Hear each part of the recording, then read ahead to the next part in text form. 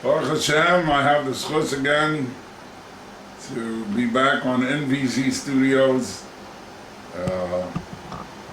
My sincere thanks to Rabbi Charlov and Rabbi Josh for arranging this. I hope I'll be able to say a few short pieces that will give some inspiration.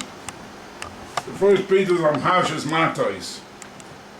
We know that when the tribes of Reuven and Gad asked Moshe to settle on the eastern border of the Yarden, they mentioned first building places for their livestock, and then they spoke about building cities for their children. But when Moshe responded, he first mentioned the children and then he mentioned the livestock.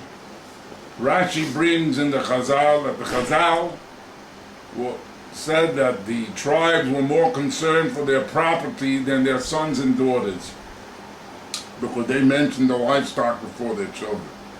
But Moshe told them, this is not the right way. Make that which is essential, essential, and that which is secondary, secondary. You first build cities for your children, and then you can build enclosures for your flock. Rabbi Zedel Epstein Zatzal, one of my Rabbeim, he has a sefer called Ha'aris, and he, on this passage, explains that really Rashi's words are taken from the Medrash Rabbah. And over there, Rabbi Zedel explains that Moshe understood from what they said that it showed a subconscious inclination towards their livestock more than their children, and that the desire for money played a bigger role in their lives more than their children. And Moshe also realized that this would not be an isolated incident. That wasn't just a one-time thing.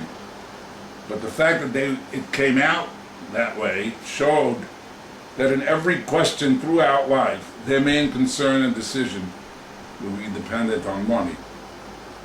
And Moshe felt that this inclination was a direct contradiction to the purpose of leaving Mitzrayim and going to Eretz Yisrael.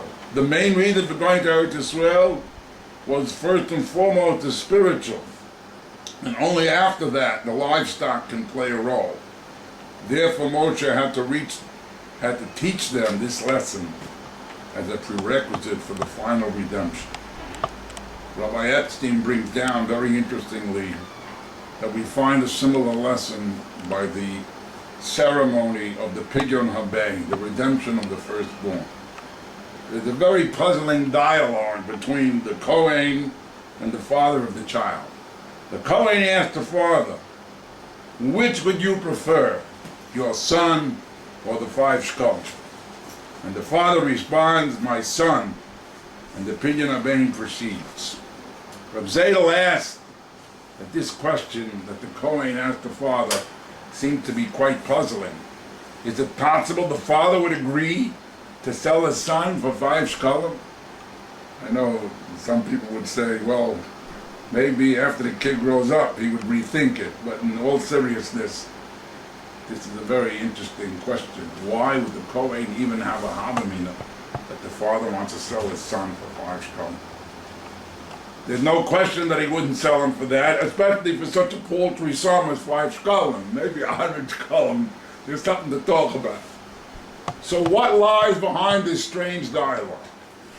Reb Zedel says so beautifully.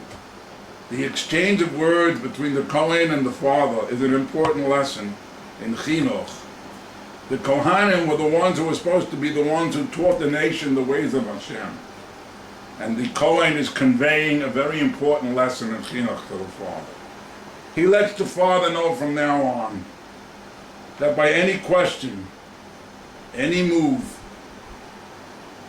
he tells him, when he encountered the young father who merited this beautiful present, his son, and this most important mitzvah and responsibility of Chinuch, the Kohen points out to him what his job and obligation is from now on in the role of a father. He lets the father know that from now on, by any question, any move, and any step that you're going to take concerning your son, you're going to have to clarify one important point. Which would you prefer, your son or the 5 shekels? The difference is whether a child will have a responsible chinuch to grow in Torah and Yiras Shamayim and fear of heaven or not is always dependent on the decision of the parents concerning this question. Are they going to prefer the success and ascent of their son or the few coins that it will cost them to obtain a better chinuch for their child? Will they opt for a better cheder or higher tuition, a better and more religious neighborhood to live in, or not? Will they prefer the strictest kashrus and the best tefillin, which all cost extra money, or not? You must decide for the rest of your life. What do you choose? Do you choose cleaving to Hashem and doing mitzvahs more scrupulously, or the money that you're going to have to spend for it? May Hashem help us to make the right decision concerning all our children, as well as for ourselves. Thank you very much.